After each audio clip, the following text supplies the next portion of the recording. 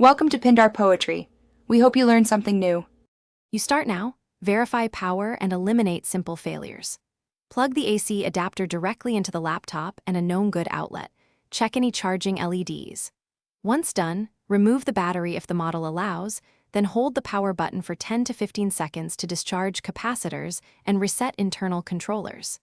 Next, connect an external monitor via HDMI or DisplayPort.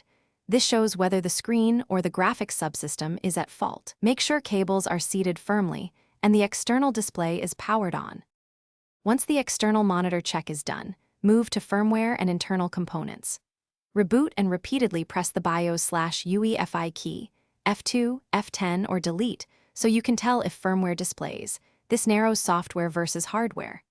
If the screen remains black but BIOS is accessible externally, power down and reseat RAM and the SSD. Ground yourself, remove modules, then reinstall to eliminate poor contact. Also listen for beep codes or LED blink sequences. Those patterns are diagnostic clues. If you can boot into the operating system or safe mode, update or reinstall the graphics driver to resolve driver-related black screens. This fixes many software causes. When hardware is implicated, swap suspect parts. Test a known good screen or inverter, replace the CMOS battery, or install a spare GPU module if the design allows. Finally, if the laptop remains black, prepare for professional repair.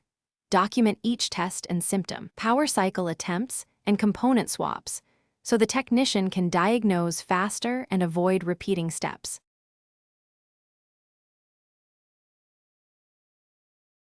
Thanks for watching. Consider subscribing if we helped you.